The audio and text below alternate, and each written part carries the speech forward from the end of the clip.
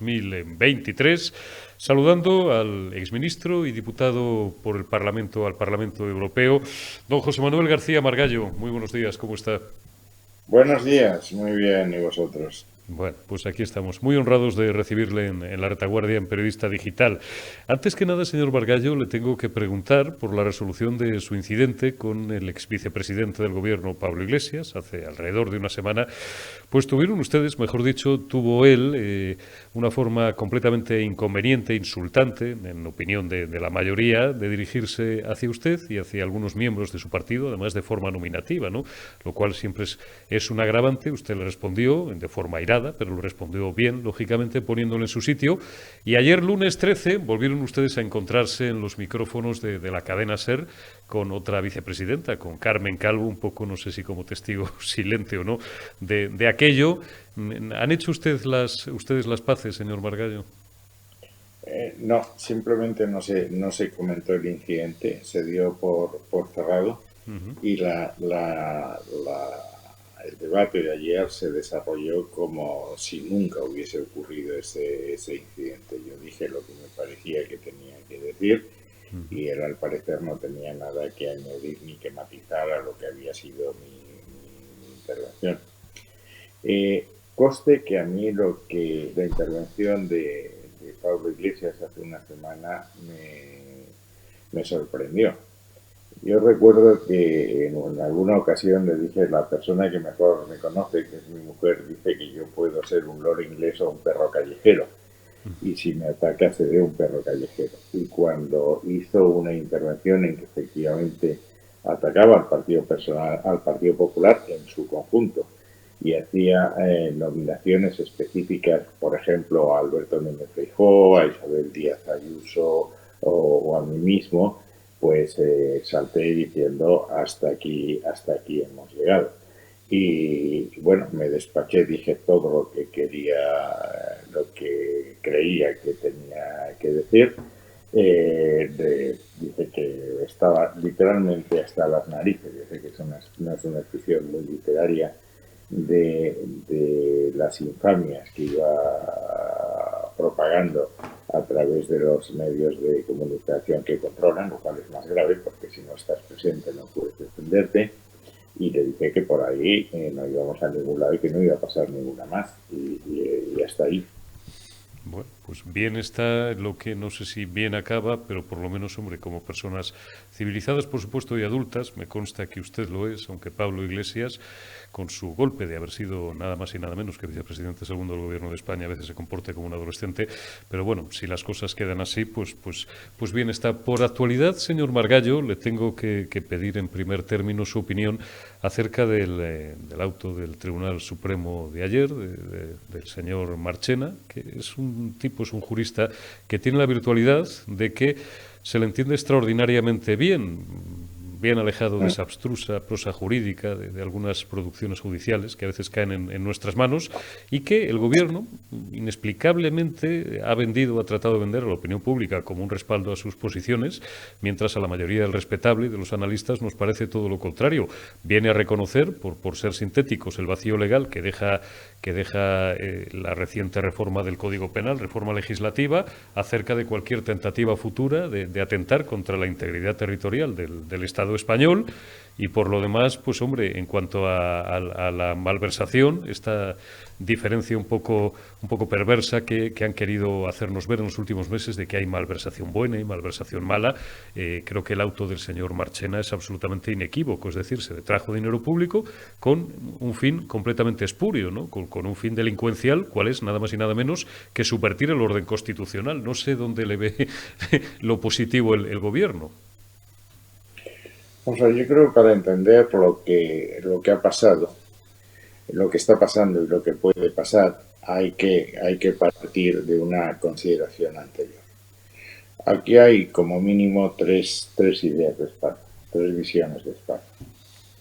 Una visión, por ahora muy marginal, que es la que considera que España debe volver a un modelo de Estado único, un modelo de centralización administrativa, a un modelo territorial sin las autonomías que consagra la Constitución en su artículo segundo.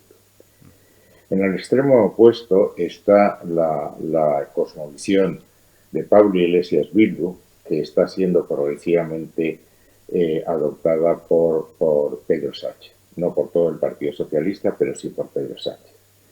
En su visión más pura, en la que ha escrito en varios textos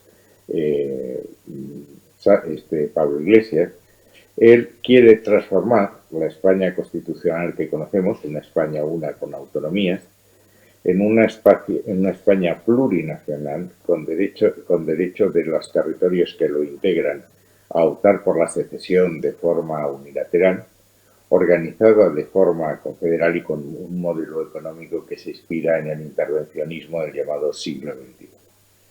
Como saben que esa transformación no es posible, no cabe dentro de la Constitución, que consagra la unicidad de España como uno de los fundamentos en que se basa nuestra Carta Magna, y como saben que no tienen mayoría para abrir un nuevo proceso constituyente, lo que están haciendo es vaciar de contenido el Estado de Derecho.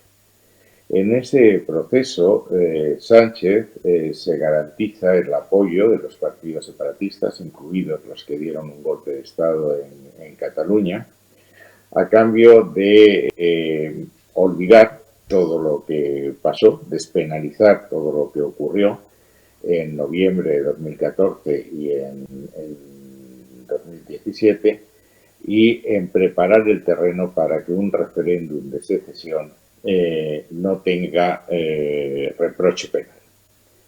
En ese proceso, una de las piezas clave era evitar la cárcel y la inhabilitación política a los que intentaron alterar la Constitución por procedimientos no establecidos en la Constitución, es decir, por una secesión unilateral y una declaración unilateral de independencia, que eso es lo que pasó. Lo que pasa es que, como ocurrió con la ley del sí es sí, el gobierno no solo es políticamente reprobable, es que técnicamente es muy malo. Ha habido aquí una especie de retroceso del Código Penal en su conjunto. Primero, el candidato Sánchez, entonces no era presidente, en una entrevista con Susana Griso, dijo que por supuesto lo que había ocurrido en 2017 era una rebelión, en toda regla, aunque no hubiese habido violencia. Cosa que es lo que dicen todos los códigos penales del mundo, de Alemania, de Francia, de Italia, de Portugal, etc. Cuando llegó a ser presidente, el Supremo declaró que no había habido rebelión.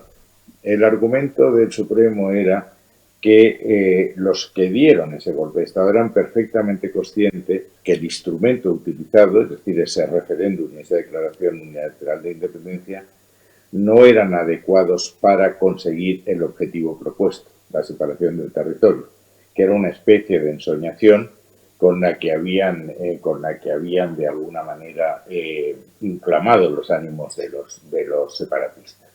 Según el Supremo, lo que entonces se pretendió es demostrar que el Estado no tenía jurisdicción en Cataluña, que no existía, que no tenía capacidad de resistirse a sus pretensiones, y que, por tanto, esa movilización permitiría abrir una negociación que llevase a reconocer el derecho a decidir, es decir, el derecho a declarar la independencia.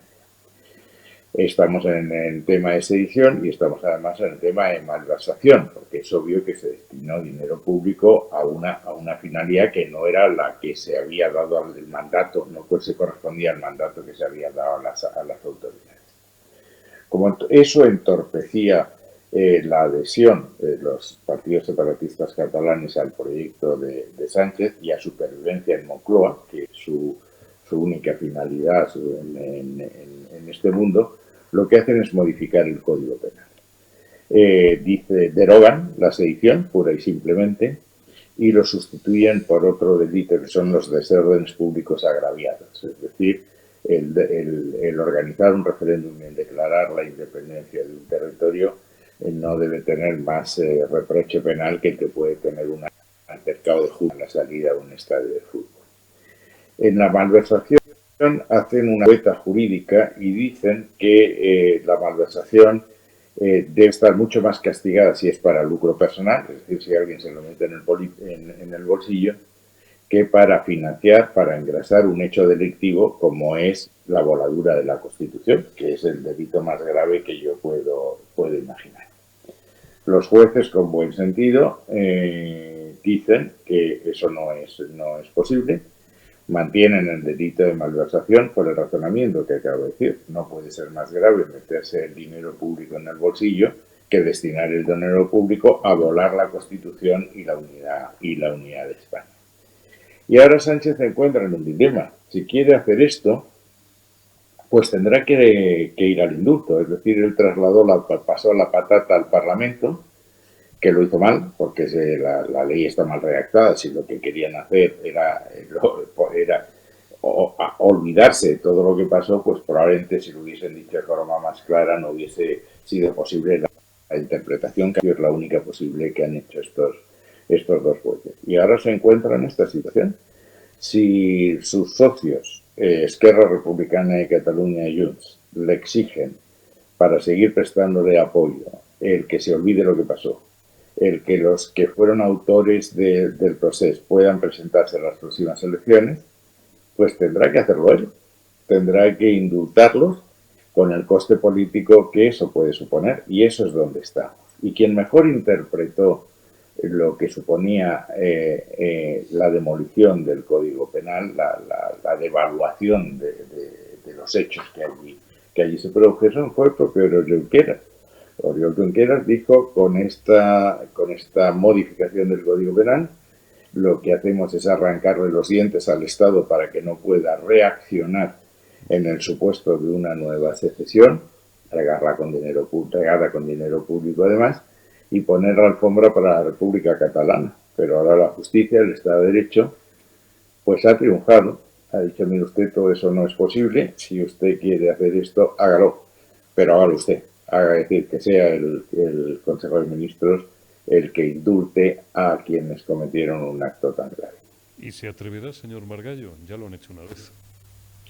No tengo la menor duda.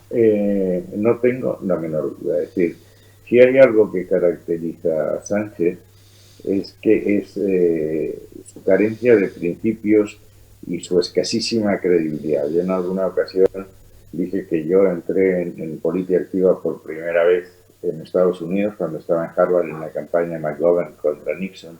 Nixon era el personaje, se llama el Tiki Dicky. Era un personaje con una capacidad de embuste ilimitada. Y claro, si usted compara las declaraciones de Pedro Sánchez candidato a las declaraciones de Pedro Sánchez presidente en este tema, el contraste es abismal. No indultos, hubo indultos. Rebeldía, no solo no hay rebeldía, sino que tampoco hay sedición, sino solo desórdenes públicos que solo se castigan si hay violencia, pero no si el referéndum se planea y se implementa desde despachos oficiales con dinero público. Es decir, yo no creo que él se pare en barros en este tema, salvo que considere que eso le puede perjudicar electoralmente y costarle el sí. Hablando, señor Margallo, de mala praxis, de malas redacciones legislativas, tenemos a vueltas, hoy precisamente, martes, a la hora en la que grabamos esta entrevista, hoy martes, tenemos, otro embrollo con la tristemente célebre ley del sí es sí. Hoy la mesa de la Cámara pues está en si admite a trámite o no esa reforma, ahora por el procedimiento de urgencia. Casi 5 meses después, de repente, le han entrado las prisas al Grupo Parlamentario Socialista de esa redacción, de la ley Montero, que en realidad es la ley Sánchez, y que con el último censo pues va en más de 500 agresores sexuales con sus penas, pues rebajadas en virtud de esa rebaja o de ese cambio de las horquillas, y alrededor de 50 violadores en las calles. ¿Se va a llevar esta ley? Es decir, ya llueve sobre mojado. Tuvimos el manoseo indecente y obsceno democráticamente del Poder Judicial vía intento de control del CGPJ y el Tribunal Constitucional. Hemos tenido esta eliminación comentada de la sedición y rebaja de penas por malversación, etcétera. Todo esto ha ido teniendo un coste electoral para el Gobierno, pero parece que esta ley del sí es sí sí ha calado de forma brutal, entre el paisanaje, incluso parte de la ciudadanía que se declaran votantes de Sánchez Castejón, y ese desgaste es el que parece que ha encendido las alarmas en el Gobierno. ¿Se llevará a la actual coalición de Gobierno y, por ende, a todo el Ejecutivo y a su presidente por delante esta ley del sí es sí? Vamos a ver, tiene usted toda la razón diciendo que esto es la ley Sánchez. Es decir, fue aprobada por un gobierno que es un órgano colegiado, por tanto todos los ministros y especialmente su presidente son responsables de esa ley. Segundo, el procedimiento de tramitación de esta ley ha sido una catástrofe como yo no recuerdo otra igual. Es imposible que los redactores de la ley, o mejor dicho, el abogado del Estado del Departamento del Ministerio de Igualdad ignorase lo que dice el Código Penal en su artículo 2, es decir, que es la retroactividad de las leyes que benefician al reo, aunque haya condena firme y esté cumpliendo sentencia. Eso es el artículo 2 del Código Penal, que encarna un principio que viene del derecho romano, indubio pro reo. Es imposible que no lo conociese. Es imposible que no lo conociese las Secretarías General Técnicas de todos los departamentos que informan todos los anteproyectos de cualquier ministerio. Es imposible que no lo conociese la Comisión Delegada de Secretarios de Estado y Subsecretarios, que es la que filtra los anteproyectos antes de ir al Consejo de Ministros. Y es imposible que no lo conociese el Consejo de Ministros, en que hay nada menos que 3 magistrados sentados en su mesa. Si lo sabían, ¿por qué aprobaron esta ley? La tesis socialista es que no pudieron resistir las presiones del Ministerio de Igualdad. Yo creo que Pedro Sánchez sabía perfectamente lo que estaba pasando y entendió que el aprobar esta ley iba a desgastar enormemente la figura de Irene Montero, que era la candidata propuesta por Pablo Iglesias como alternativa a Yolanda Díaz para lograr un equilibrio dentro de la nueva coalición si se produce para sus seguidores.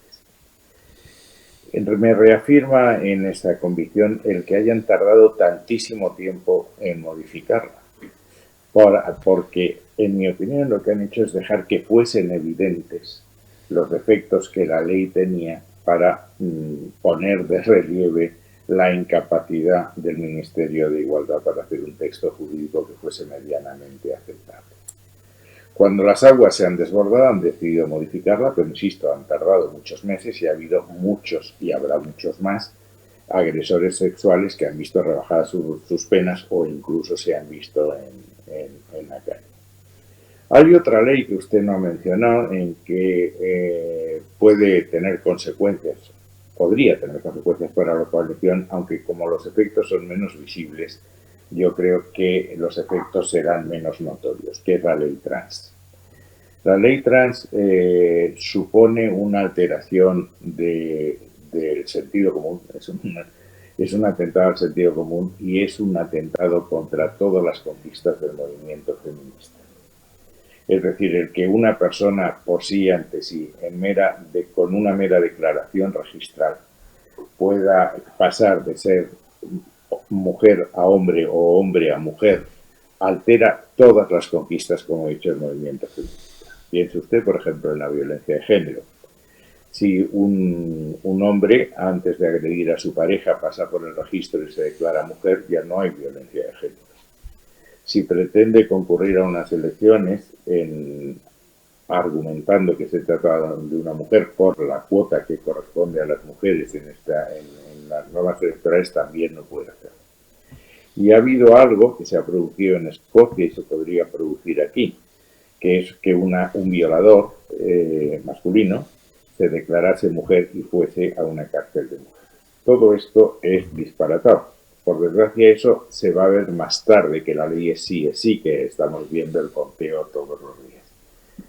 Pero yo no creo que la coalición se rompa. Mire, Sánchez necesita la coalición. Otra cosa es que intente desgastarla al máximo y, si es posible, acabar con Podemos antes en la siguiente legislatura, pero mientras las cosas estén como estén, mientras la correlación de fuerzas en el Parlamento sea lo que es, Sánchez no romperá la coalición.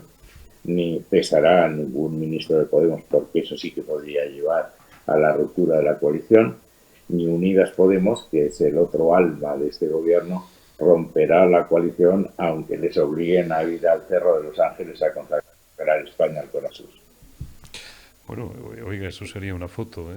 Yo verlos en el Cerro de los Ángeles al pie del corazón de Jesús, como decía, no sé si era Gabriel y Galán, han fusilado a Jesús y las piedras se desangran. Ver allí a un comunista rezando debajo del corazón de Jesús, oiga, tendría su aquel. ¿Qué va a hacer el Partido Popular, señor Margallo? Hay varias escuelas, los hay quien, desde las tripas y el corazón, puede ser entendible, dicen, no, que dejen a Pedro Sánchez, que dejen al figura, que se cueza en su salsa, y otros que dicen, mira, primero por sentido de Estado el Partido Popular no se puede oponer, es más, debe apoyar esa reforma, porque además hay algunos párrafos que están calcados, la redacción, según sabemos, los 13 folios son de doña Pilar Llop, de su puño y letra, o en fin, de sus 2 o 3 asesores y de ella misma, y están calcados de la petición de reforma que hizo hace unos meses ya el Partido Popular. Y aparte es que si el PP vota a favor, que es una foto que porque no les queda más remedio, pero tampoco le hace ninguna gracia al gobierno, humilla aún más a Pedro Sánchez y a la coalición. Yo, humildemente, me encuentro entre estos últimos. Por sentido del Estado, lo vuelvo a repetir también. ¿Qué cree usted que hará el Grupo Popular? Mire, lo que al Partido Popular le importa es la protección de las mujeres. Y, por lo tanto, si necesitan nuestros votos, yo estoy convencido que el Partido Popular votará. Porque lo importante para nosotros es la ciudadanía, y en este caso, vuelvo a decir, la violencia a las mujeres. Y que en el futuro no puedan ocurrir excarcelaciones o beneficios como están ocurriendo hasta este momento.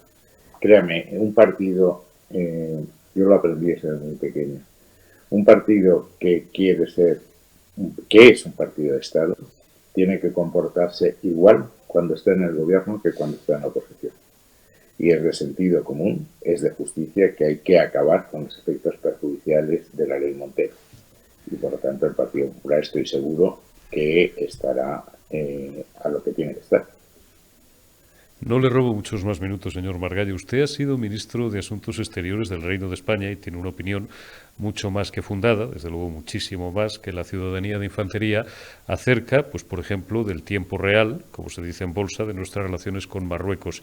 ¿Qué opina de este viraje, del último año, catastrófico año, de nuestras relaciones con nuestros 2 vecinos del sur? Siempre complejas, porque llevarte bien con 2 vecinos que no se hablan, que no van a entrar nunca en guerra, pero casi como si la estuvieran, pues es harto complejo. Pero es que este señor se ha cepillado, ha hecho tabula rasa de lo que venía siendo el eje vertebrador de la política exterior de España en el último casi medio siglo, 45, 40 y 46 años, con unas derivadas no solamente políticas, lo vimos en la humillación a la que fue sometido hace 10 o 12 días en la última RAM, pero también unas derivadas en materia de política económica, de política energética, que son absolutamente devastadoras, no solamente para España, sino para buena parte de los países de la zona euro.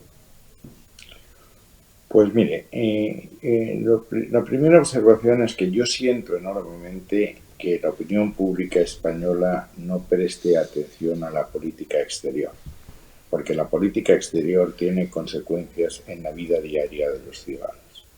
Buena parte de la factura de la luz que estamos pagando es consecuencia de la malísima política de este gobierno en el Magreb.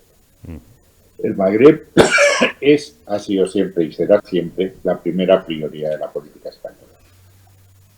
Y este gobierno ha conseguido algo que no ha conseguido ningún secretario de Estado de Felipe V, desde que existe una Secretaría de Estado Exterior, que es incomodar al mismo tiempo a Marruecos, Argelia y al Frente Polisario. Sánchez empezó con mal pie, no hizo la primera visita a Rabat, como es tradición y que han seguido todos los presidentes del gobierno, cosa que naturalmente molestó a la corte de Rabat.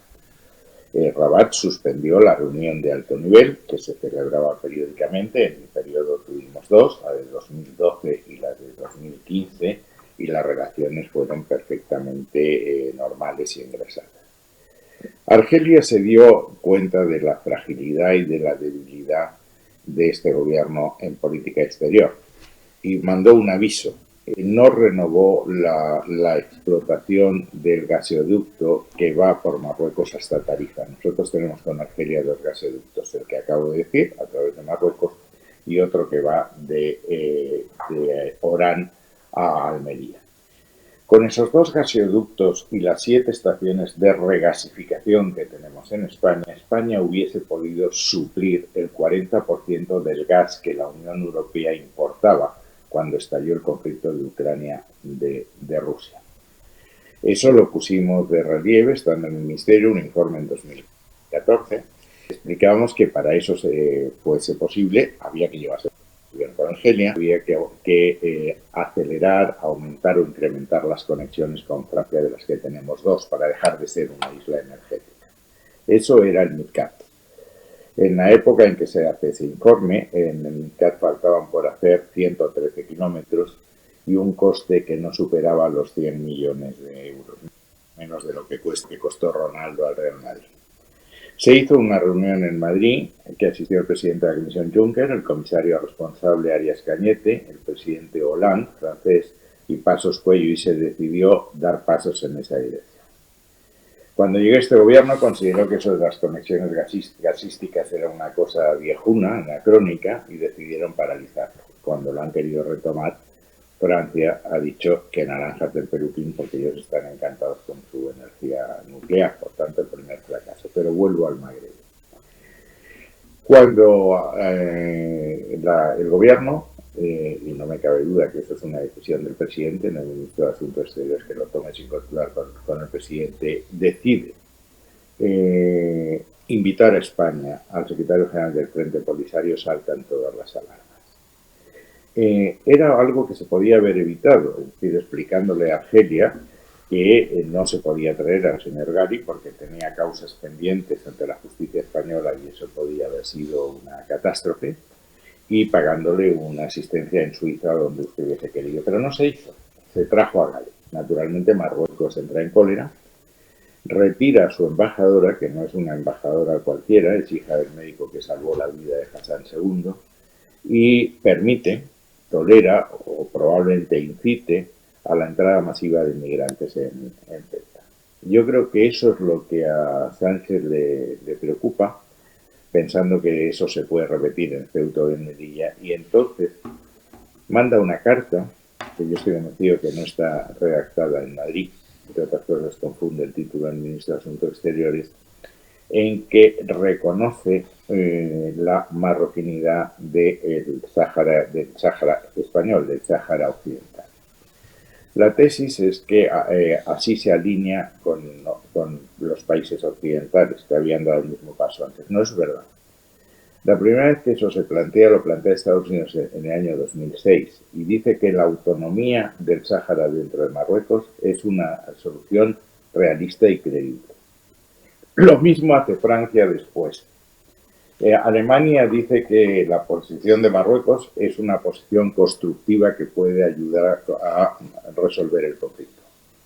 Sánchez dice que es la más realista, más seria y más creíble, que es un paso ulterior, porque es descalificar cualquier otra opción alternativa, en contra de lo que se había dicho siempre en Naciones Unidas y que España había mantenido del todo.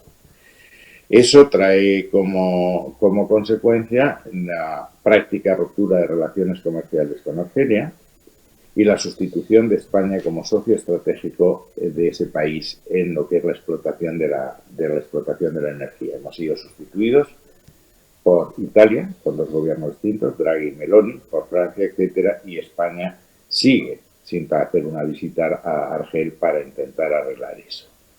El resultado es chocante. España es el único país de la Unión Europea que importa más gas ruso ahora que antes del establecimiento de sanciones a Rusia. ¿Por qué? Porque hemos perdido las conexiones con Argelia. Ese es el resultado de una política absolutamente errática, pero también en política exterior, fíjese usted que hay dos almas en el gobierno, y eso imposibilita que tengas una postura creíble. Cuando se habló de la OTAN, del envío de armas a Ucrania, de la entrada de Suecia o Finlandia en la Alianza Atlántica, Podemos se opuso. El Partido Socialista Obrero Español lo apoyó. En el tema del Sáhara las posiciones son absolutamente contrarias. Es decir, estamos en una situación muy, muy complicada. Fíjese usted que las coaliciones son posibles, cuando hay una coincidencia en posturas básicas, y la política exterior lo es. En Alemania, ¿por qué funciona la coalición? Porque verdes, socialdemócratas y liberales son europeístas y atlantistas los dos. En España hay un alma en el gobierno que es claramente antiatlantista, que milita dentro del grupo de las democracias y liberales o regímenes autoritarios, y otro que hasta que llegó Pedro Sánchez estaba claramente en el campo de las democracias liberales. Y eso es lo que está pasando, pero es que si tú no tienes una política interior coherente, no tienes una política exterior coherente. Y le voy a decir más, yo creo que a Marruecos le han hecho un flaco favor. Es un flaco favor cambiar la posición cuando cuentas solo con 120 diputados de tu grupo de 350. El diputado el portavoz del PNV le dijo me parece que era el ministro, no se olvide usted de cuando vaya a decir que el cambio de postura respecto al Sáhara solo lo apoyan los diputados de su grupo, que la mayoría de esta Cámara no se apoya. Y además ha servido para muy poco.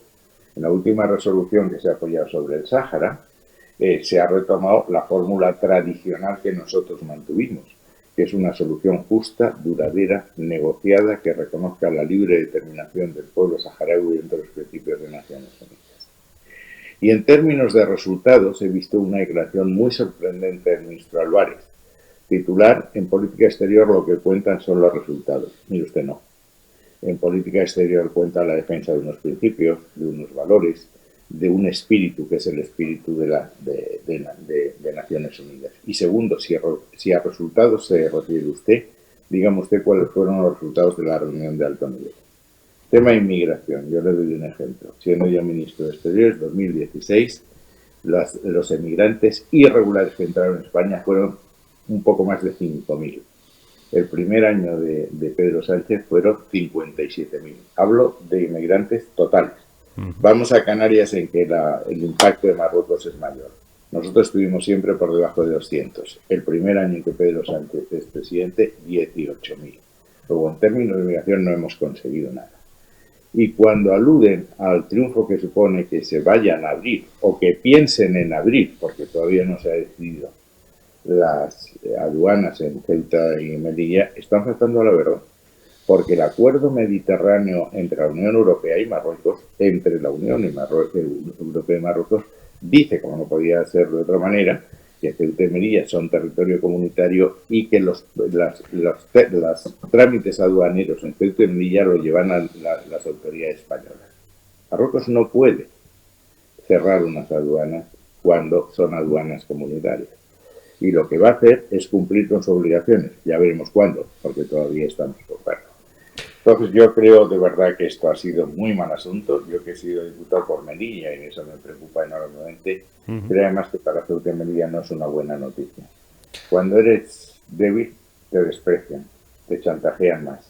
Cuando eres fuerte, te respetan. Y lo que ha demostrado Pedro Sánchez es que si España tuvo un protectorado hasta el 56, ahora Marruecos tiene un protectorado sobre España que dicta nuestra política exterior.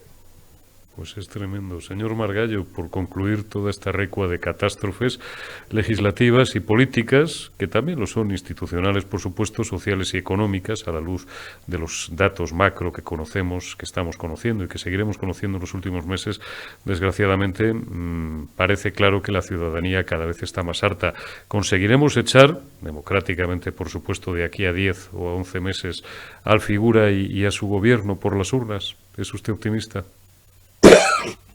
Mire, solo dos datos en materia económica. España lleva sin crecer, la renta per cápita española lleva sin crecer desde el año 2005. Hemos perdido 16 años. Y hemos perdido posiciones en Europa. En aquel año estábamos en el puesto número 2, ahora estamos en el puesto número 15. Porque durante todos esos años nuestro crecimiento ha sido del 0,1 anual. Mientras que hay países, los de Finlandia, Letonia, etcétera, que han crecido por el tema del 80%.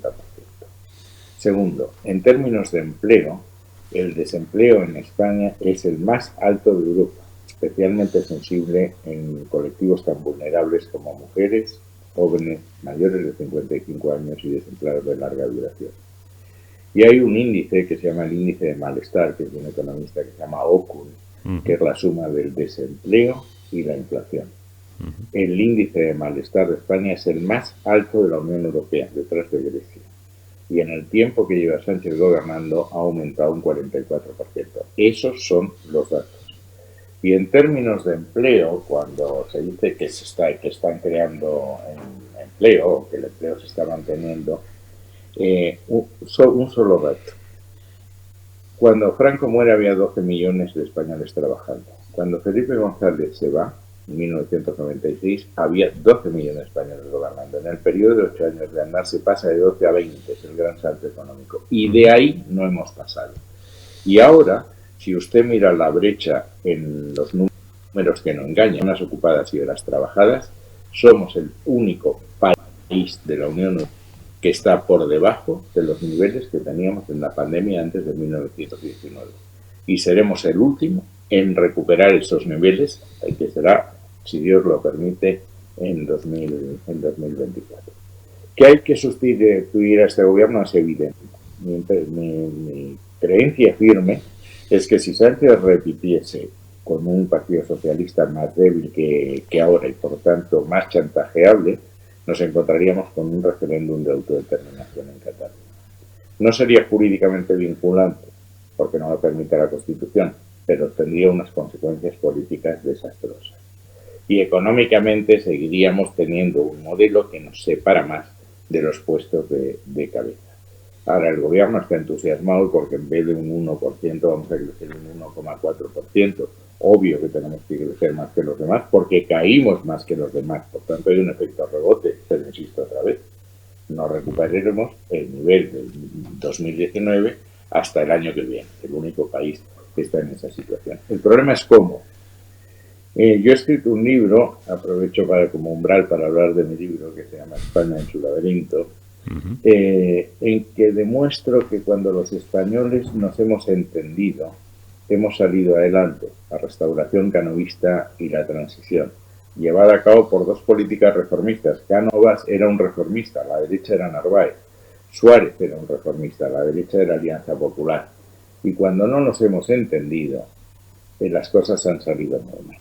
El ejemplo paradigmático, y lo cito porque es poco conocido, es el de la Segunda República Española, que fue una gran oportunidad. La República empezó mal, porque Azaña dijo, la República será de izquierdas o no será. Y el presidente de la Comisión Constitucional, Jiménez de Azúa, dijo la Constitución, que por cierto nunca se sometía a referéndum, será de izquierdas. En 5 años, que es el mismo periodo que duró el gobierno Suárez, hubo 6 golpes de Estado. Y la cosa desembocó en una guerra civil y en una dictadura de 40 años. No parece un modelo de éxito. Yo no creo en la política de bloques. No me gusta la política de bloques.